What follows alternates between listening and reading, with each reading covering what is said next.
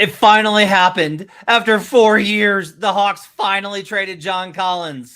John Collins is finally free of Trae Young. I shouldn't say that. I'm sure he's very sad, but still, big trades. We'll talk Damian Lillard and whether or not he's going to get dealt here in the next 10 days.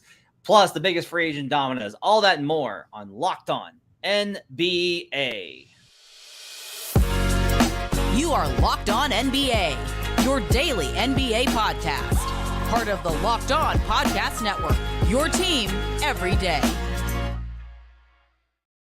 Hello, everyone. Welcome into Locked On NBA, your daily source for all things NBA from the Locked On Podcast Network, your team every day. Thanks for joining us and making this your first listen. Appreciate you guys being with us and making us part of your day on whatever platform that you've chosen, whether you're listening to us on Apple Podcasts, give us those 5-star reviews, Spotify, or if you're checking us out on YouTube where you can catch a video version of the show, just go to youtube.com/LockedOnNBA. My name is Matt Moore. I'm the senior NBA writer for the Action Network, and I'm co-host of Locked On Nuggets, joined by David Ramil, co-host of Locked On Damian Lillard Watch. You can follow him on Twitter at DRamil13. On today's show, we'll go over the John Collins trade to the Utah Jazz, what it means for the Atlanta Hawks and the Jazz going forward. We'll take a look at the Damian Lillard situation and how those rumors continue to percolate with more and more reports about what could be a very interesting 10 days in Portland, Oregon, and Miami, Florida, and Brooklyn, New York. Lots of options on the table. And we'll take a look at the biggest free agency domino. So what are the big things that would have to fall in order to free things up more in the free agency market? We'll talk about all those and more on today's show. I'm back from a mountain vacation where I got away from Twitter for 4 solid, beautiful days. Did nothing but climb mountains and touch grass and got away from everything NBA, and it was glorious. And I returned, David, to find that the Atlanta Hawks have finally done it. I've been hearing rumors and reported on talks for 4 years now of John Collins potentially being dealt, and they always walked away from it. And apparently this last time of trying to trade him to Dallas, after they've tried 3 subsequent times, I can tell you, that was enough for it not happening, for it to get it done. The Utah Jazz have traded for John Collins. They pick up Collins and in exchange for Rudy Gay and a second-round pick, according to ESPN's Adrian Wojnarowski. As a result of the deal, the Hawks pick up a $25.34 million trade exception. Oh, those trade exceptions. Gonna love hearing Atlanta fans talk about that for the next calendar year. David, what's your reaction to the trade? I think it's it's about time, right? I from the Atlanta perspective, I know we could spend a lot of time thinking about, they got very little back in exchange. That was the whole point. It's a salary cap dump deal. It's just weird to think of a reality now where Collins isn't going to be on the roster and continuously linked in trade rumors. Who's the next player who's going to always be just this close to being on the verge of being traded? From the Utah Jazz perspective, I have to say I don't get it. They've got a pretty solid front court already with an all-star Lauri Markkanen. They've got their center position locked up. They drafted a power forward and a center type player, and now all of a sudden you trade for Collins. I'm not exactly sure why that makes sense unless there's another deal to be done. I know Kelly Olynyk's still on that roster too, so there's a lot to kind of go through it there. I don't like it from the Utah Jazz perspective. I mean, I think there could have been a number of suitors that would have probably paid just a little bit more than Rudy Gay in a second in exchange for John Collins. I'm a little surprised. And it's not like Atlanta hasn't done their due diligence at the same time. I just think there's got to be some other team that would have paid just a little bit more in exchange. I feel like, one, Collins was out hanging out with Trae Young and DeJounte Murray last summer doing the round of the Pro-Ams. So I think the relationship was good, but I've heard pretty consistently that, and you could, if you watch Hawks games, you will pick up on this. I personally feel that John Collins wants to play. I'm not going to mince words. He wants to play a better brand of basketball. Sure. I just don't think that he has a lot of interest. And I don't necessarily think that he thinks that he needs to be like the fulcrum of it. I don't think that John Collins is like, I want more touches and I want to operate from the wing because I'm LeBron James. I don't think that that's what John Collins thinks. I think that John Collins does not love the Trae Young ISO heavy, let's just pound the ball into the dirt, run a pick and roll, and then swing it to maybe Collins in the corner for a corner three. Or some sort of that type of basketball. Collins as a defender has a lot more potential than he has been able to show. This is a big contract. And what we're really seeing, and somebody made this point on Twitter, I thought was really smart, that basically because of the new CBA, you can get really good players for nothing if they're on a big contract. Because what was clearly happening here with the Hawks is this is a move to get out of the tax, is that they are terrified of the apron. They're terrified of the more punitive luxury tax. They are cutting salary. And that was like, I heard that in the win before the draft, that the Hawks they've talked about Clint Capella. They've talked about DeAndre Hunter. They've talked about all of their guys outside of Trae Young. Everybody, they've talked about DeJounte Murray. Like, I'll just go ahead and say that. Like, they've talked about trading DeJounte Murray. They are looking at all options to get salary down. And so that's an opportunity for a team like Utah to be like, heck yeah. If you look at it from Utah's perspective, you've got Kessler, you've got Lauri Markkanen, who has proven he can play in combo forward sets. He did that very well in Cleveland next to Mobley and Jared Allen. Like, that combo actually really worked. The numbers on those were really good. You can play Markkanen at 3. You can play him at 4. You can play John Collins at 3. You can play him at 4.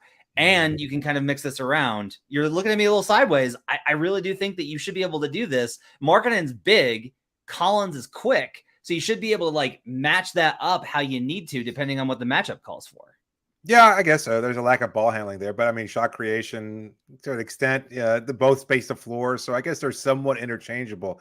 I just feel like you're going to have to put the ball in a qualified point guard's hands. And I don't know that they have that in Utah either. So a lot of people looking to score and not necessarily a lot of setting up type players, or at least not the players with that kind of mentality in Utah.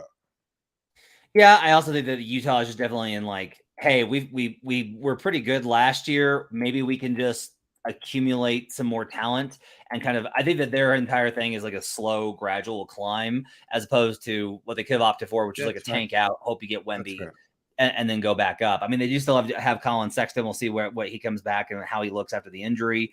I'm actually really interested to see what they do with Talen Horton-Tucker, who's got a player option coming up that he hasn't exercised yet. He's a really interesting one to me because I thought THT, who I was never high on with the Lakers, I thought he was great last year. He added muscle and was basically a tank.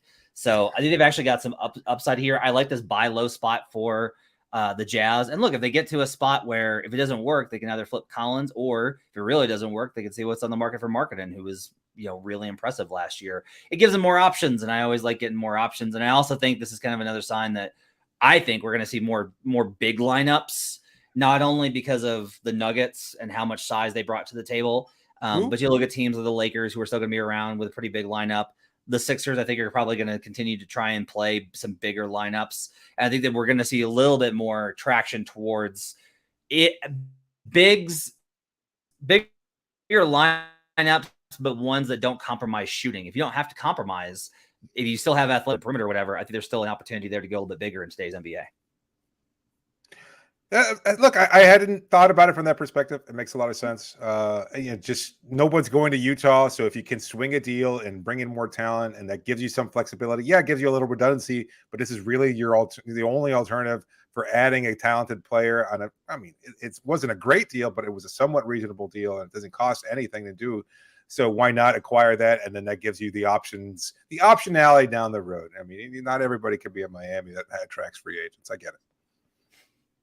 On the other side, we'll get into the latest in the Damian Lillard sweepstakes. We'll get David's thoughts as a host of Locked On Heat about Miami's situation, how they're positioned to potentially trade for Damian Lillard. We'll look at how will this end badly for Portland and how badly will it end? We'll get into those questions and more on the other side. But first, I need to tell you about eBay Motors. For a championship team, it's all about making sure every player is a perfect fit. It's the same when it comes to your vehicle. Every part needs to fit just right. So the next time you need parts and accessories, head to eBay Motors with the eBay Guaranteed Fit. You can be sure every part you need fits right the first time around.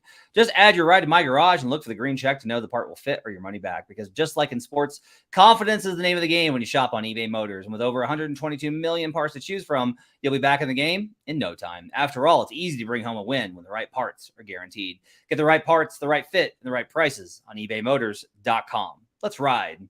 eBay Guaranteed Fit only available to U.S. customers. Eligible items only. Exclusions apply. We'll be right back on Locked On NBA.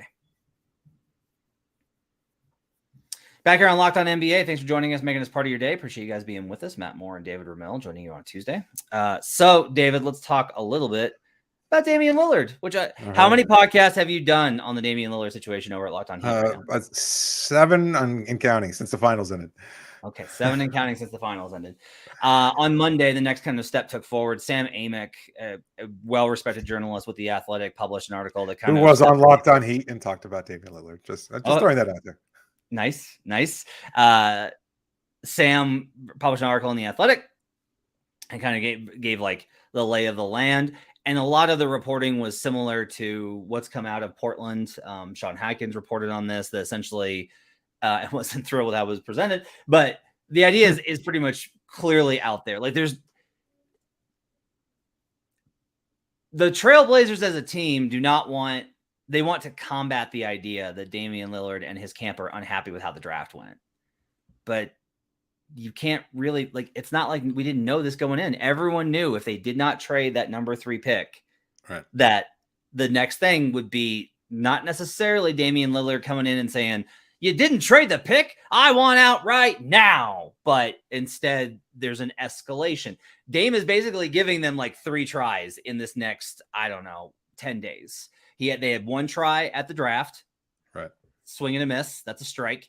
They've got another between now and Friday to pull off a trade that's going to be able to net them the kind of partner that he needs in order to rebuild the team, or a deal that reshapes the franchise. And then the third one is, I guess, clearing cap space to try and sign Draymond Green or some other component to make things work. The Blazers are pretty limited. No one wants Yusuf Nurkic, and that's a big chunk of money. And that chunk of money is holding up their ability to be able to make significant offers in a free agency class that's already weak. On top of it, I'll just tell you right now, everyone around the league, no one's like, oh, we might make an offer for Jeremy Grant. No one. And the reason is because everyone's like, no, Portland's getting him back. Everyone understands there's a handshake deal with Jeremy Grant to return to the Portland Trailblazers. And I'm pretty sure that deal is going to have to be honored regardless of whether or not they trade Damian Lillard. So that's more fun for them to enjoy, signing Jeremy Grant to a big deal when he might be the best player on the roster. Yikes. I have a question for you. I think that the Miami Heat might genuinely, because I tried different permutations, there is a version of a deal with the Miami Heat. Should Damian Lillard demand out, and should he say Miami is my number 1 destination, and that is all I want to do? Are you talking about Nurkic? No. My question for you is this. All right. Do you think that the Miami Heat will have to surrender Tyler Herro in the deal? I do. I think it's going to be a third team that might have to take him on, and I'm not sure what that third team looks like at this point in time. We've just finished recording a crossover podcast with Locked On Blazers host Mike Richmond, and we were just talking about that there might be some kind of redundancy there, but as we just finished talking about with Utah, redundancy isn't necessarily a bad thing to have, because you can take that player and eventually you can either move them now or you can move them next year.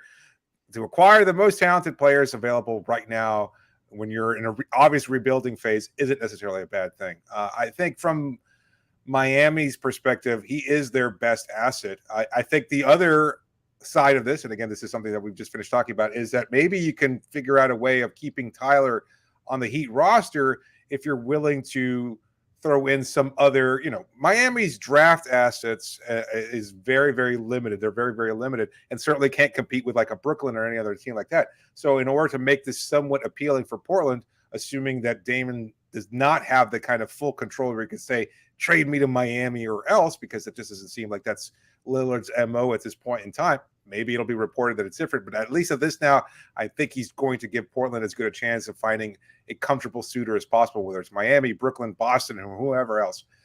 That for Miami, if they want to, if Portland doesn't want Tyler back in exchange, then Miami can only send up just enough draft capital. They'd have to send over existing contracts like Kyle, Victor Oladipo, Duncan Robinson, maybe Caleb Martin.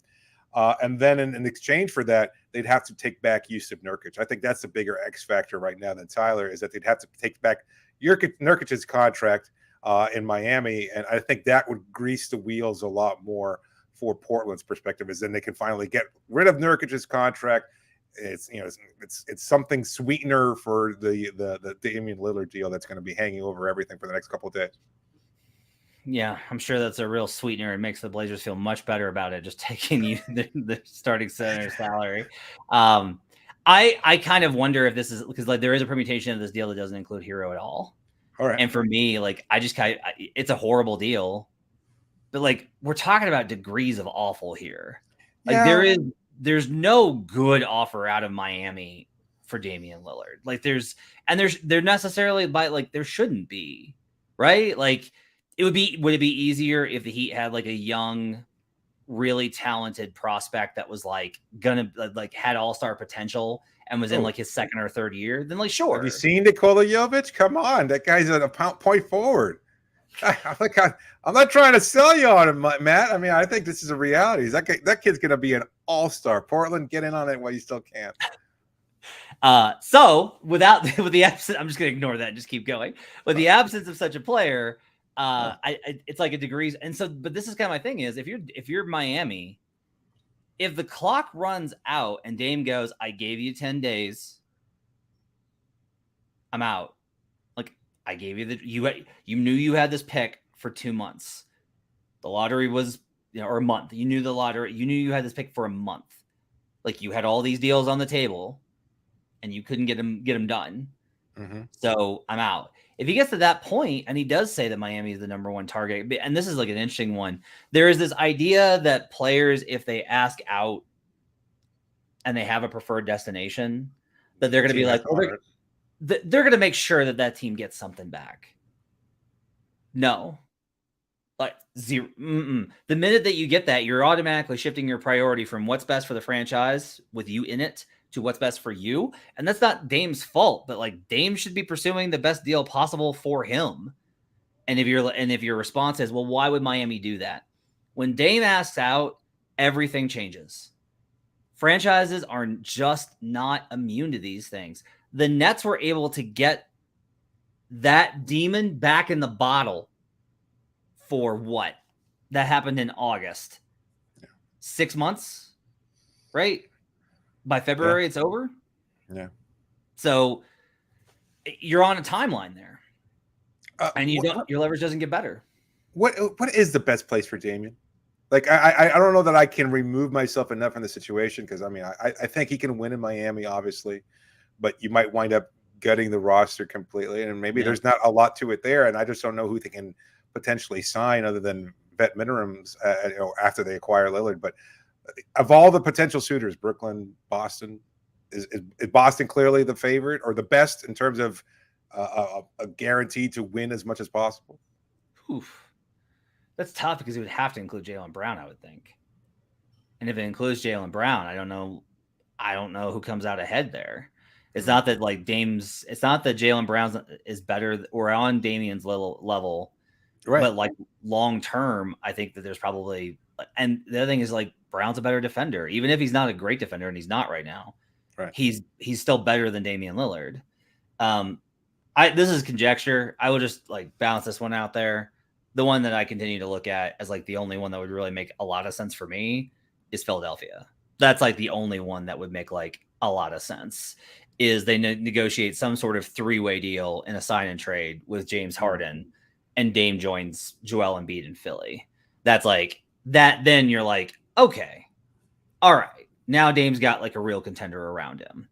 I don't know what the assets are, and like again, all of these assets are poor, especially when you consider. I will say this with Brooklyn. I don't think Brooklyn is so interested in a Damian Lillard deal that they're going to give up the guys that Portland would want back. And so like, again, Portland doesn't get anything good in any of these scenarios, but if we're just talking about like where to go, Philadelphia, and I would say Miami, I think that Miami's a better fit for him from Boston because if Dame's got the ball more, then Tatum has it less, and Tatum's really good. Like the Celtics could use a point guard that can set things up, but I don't know that you need like Damian Lillard to fill that role. That's extremely overqualified. Miami's good. Yeah.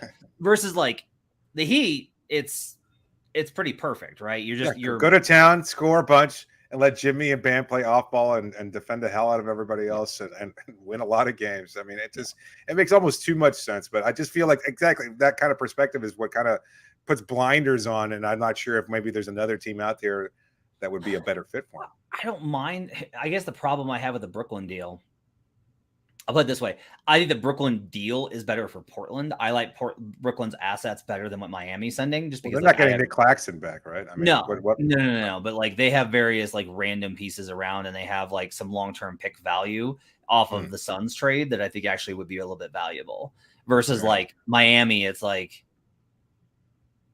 it really that offer to me. I keep looking. Have you seen Nikola Jovic? I mean, come on. What are we talking about here? Jovic could be really good. He could be really good because that's the thing is like we don't know, right? He didn't play at all. He could be really good. But yeah, I have a hard time with that. But am I still worried about Miami for a couple of reasons? Probably. Is it better? Is it get them closer? Then yeah. And if you're like, well, they were what 3 wins from the title this year.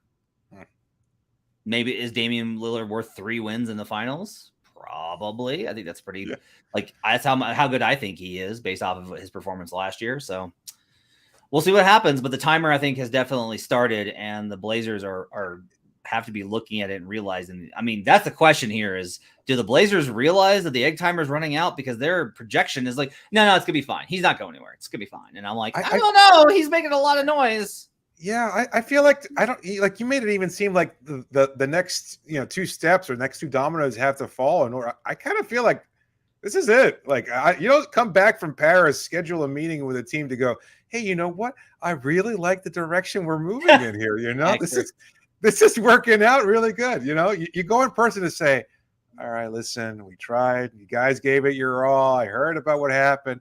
Let's kind of get this started. So, I mean, the start of free agency and the potential trade notwithstanding, I think it's done. I think he's on his way out. It's just a matter of finding the right deal over the next week or so. We're also recording this at 7:00 Eastern time on Monday. So we'll see if we have to do an emergency pod here in like 3 hours. But that's how the offseason goes here at Locked On NBA. Speaking of, on the other side, we'll get into whether the biggest free agency dominoes and what's going to be the order that they kind of go in, what's going to free up movement in the league. We'll talk about that when we return on Locked On NBA. Back here on Locked On NBA, thanks for joining us, making us part of your day. David Ramil, who's on Damian Lillard watch, just sitting around, refreshing. You know what? That's actually been my biggest change, actually, David, is like I'm texting and I'm DMing and I'm sharing, like I'm trying to get information. And if I have something to write off of those conversations, then I will write. I am done with sitting around for this week waiting for stuff to happen. I realize like how much I'm like, I need to like read a book. I need to touch grass. Like I need to do things that are not just like refreshing my timeline, waiting for the next piece of news. It's going to happen when it happens, and we'll deal with it when it happens. Well, last Sunday on Locked On Heat, we recorded a podcast saying that it was basically a done deal that Bradley Beal would be a member of the Miami Heat, and well, that didn't turn out so good, did it? So, it's always a fun offseason.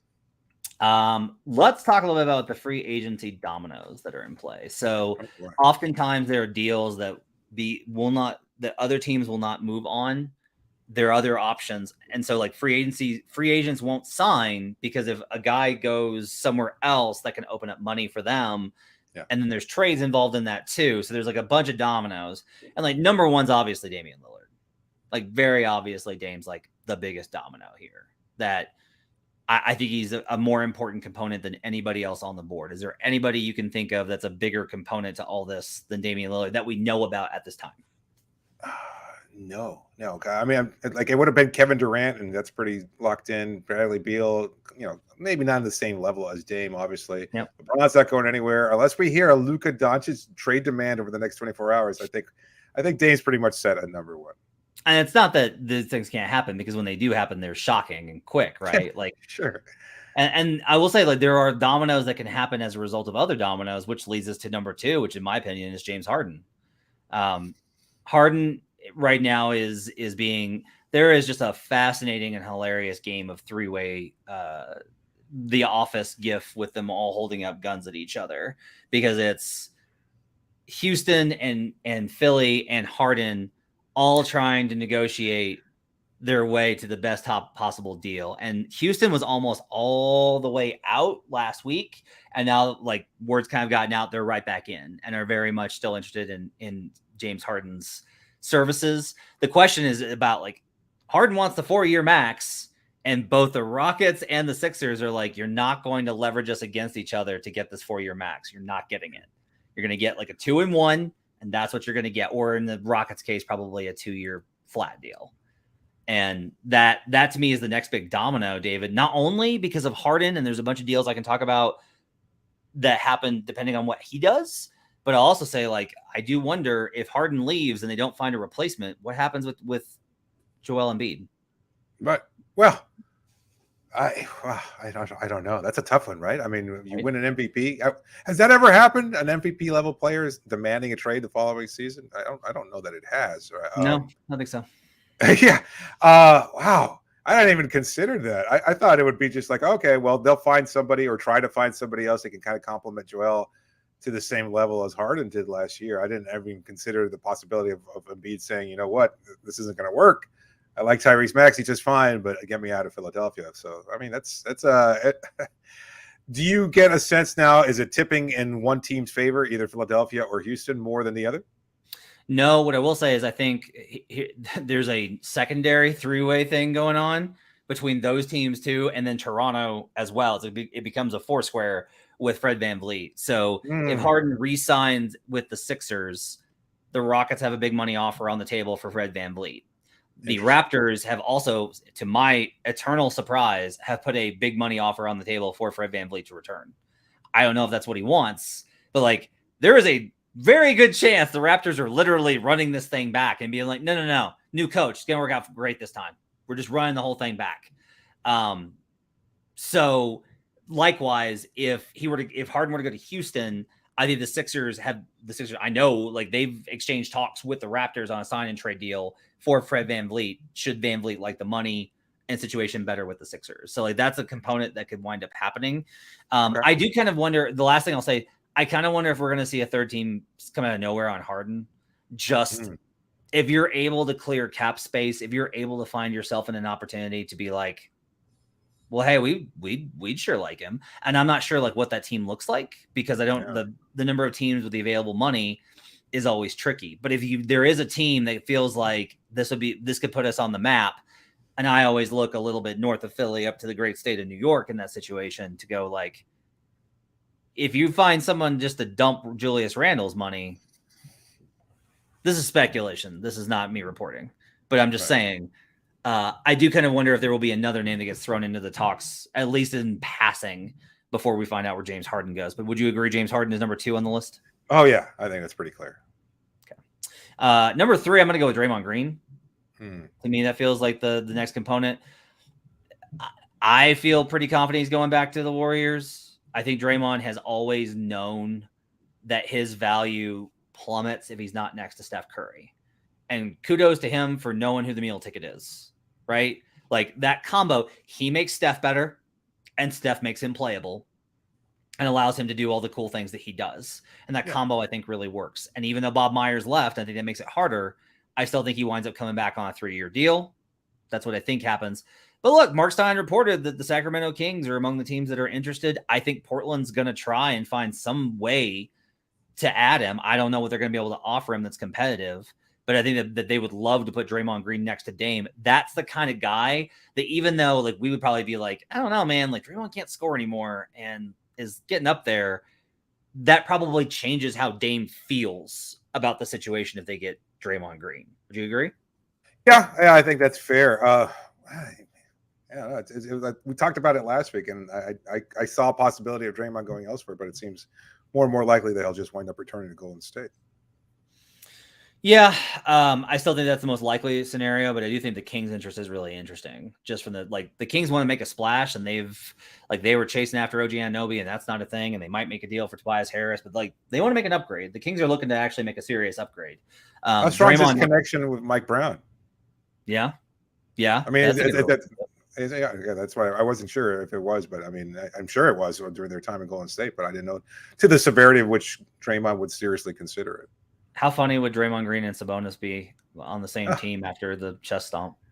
I think that gets overblown. Honestly, I think competitive and stuff like that. It's funny to watch and everything else like that, but at the same time, I could see both of them just saying, you know what, we were competing. That's how much we want to win. At least that's what they'd say publicly, but even behind the scenes, but you know what? Once I got to know him, he's not a bad guy. I love Draymond. I love all of his BS and his antics and everything else. I'm a big fan. So I think he's an eminently likable guy. Unless you're Jordan Poole. Unless you're Jordan Poole. That's a good point. Future Wizards All-Star. Yeah, I mean. Future Wizards All-Star Jordan Poole, not a big fan of Draymond Green. The only other kind of, I think I'm still a little interested in what happens with the Bucks. That's kind of like where I think I go next. Is you got Brooke Lopez, Chris Middleton. Everything I hear is like everyone's like, oh yeah, he's going back. Like that one's done. He's going back to Milwaukee, which honestly I heard was like very much up in the air at midseason, but it sounds like he's kind of changed his mind and wants to stay with Milwaukee. But Brooke Lopez, on the other hand, he's getting big money offers. I think there's a lot of teams that are willing to give him short-term big money offers. And so I think that could be a move. And that's a guy that was a DPOY candidate and the leader in the clubhouse for much of the year until Jaren Jackson kind of overtook him eventually. I think Brooke Lopez is actually one of the bigger names, and it's going to trigger a bunch of the smaller moves because everybody's still looking for how to upgrade their center spots right now. Yeah. No, I know Miami fans keep saying, oh, why can't they just add him and Lillard? It's like, well, it doesn't work out that way. It's not so easy. But yeah, I mean, I just kind of think of it again as a foregone conclusion that Lopez winds up back in Minnesota, but I could see the possibility of him exploring other teams. It's not like he's tied to that franchise or anything like that. He's played for so many different teams over his career, and yeah, he won the championship there, but maybe it's time to move on to other pastors. Who knows what they're like. Is Kyrie Irving still a name that generates any kind of buzz? Yeah, I was just about to say, I did skip that one. I skipped over that one, and I should go back. Oddly enough, the only team I've heard that was pretty serious about interest is Houston in Kyrie. Ooh. And even that's, my God. Yeah, and even that's kind of like faded in the background, I think, a little bit. I think that there's a kind of a consensus around the league that he's just going to take the money and stay with Dallas. I think that Dallas, like, he wants that money. Dallas is going to give him the guaranteed dough, and that's like the best option for him. So I think that's like, I think that's done. It would be interesting, obviously, and very Kyrie-esque if he were to make another move, but that to me seems like the most likely outcome is for him to wind up doing that. I have one for you. Do you think Kevin Love re-signs with Miami? Yes. Okay. Really? Like, is that a legitimate question? Because I almost think, again, that one I think is almost a done deal. Like, I mean, he's won. He's happy there. Like, he was a really positive force in the locker room. He was. Despite whatever we saw, and it was inconsistent because he's older and because it's going to be harder for him to find his fit there. I think he was really well liked, and he had a really nice impact. Like, we saw it. Like, I mean, it was tangible following the trade deadline and everything else. And then they bring him in as a buyout player, and it's just like there was this buzz after the All-Star break, and it was all about Kevin. And then they wound up losing. They didn't win as much, but that was the regular season doldrums, and Miami got out of that, and then they go on this run into the playoffs, and it's just like, and Kevin's in the heart of it, for whatever reason. And so, yeah, I think he wants to be here. His wife, newborn baby. I think they're comfortable here. He got paid a lot of money to join Miami last year. I mean, I would imagine that he's probably not going to get a lot of lucrative offers around the league. So, yeah, I think he comes back. I have a very sad question for you. Who's a bigger domino, Nikola Vucevic or Russell Westbrook? Oh. Yeah, that's where we're at. I'm sorry. I love Vooch. It's not, and I don't want to knock Russ either. I know what he's done over the course of his career, but I still feel like Vooch could be a great player. Like, in my dreams, I see him in a Miami Heat uniform. Because I think he'd be so much fun. Again, a scoring threat, another big out there. He could stretch the floor. He's a hell of a passer, and nobody remembers that or seems to realize that, but he's such a good player. I mean, I had to watch him in Orlando when he wasn't playing for anything. Hey, and look at Aaron Gordon now. Is Vooch the next Magic player to get the opportunity to win somewhere else? Let's see what happens. I love that there are all these Orlando guys, these former Orlando guys that you have an affection for, with Aaron Gordon and Nikola Vucevic and those types of dudes. I'm trying to remember all the other players that fill out that roster. All right, that's going to wrap it up for Locked On NBA. Thanks for joining us. Make sure to check out Locked On Heat all throughout this week for more coverage of the Damian Lillard saga, along with Locked On Blazers. If you want coverage of the Nuggets, pretty much just like chilling, you can go check out Locked On Nuggets as we pretty much sweat Bruce Brown leaving. You can follow me on Twitter at HB Basketball. David's on Twitter at DRamil13. Thanks for joining us. We'll see you guys again next time on Locked On NBA.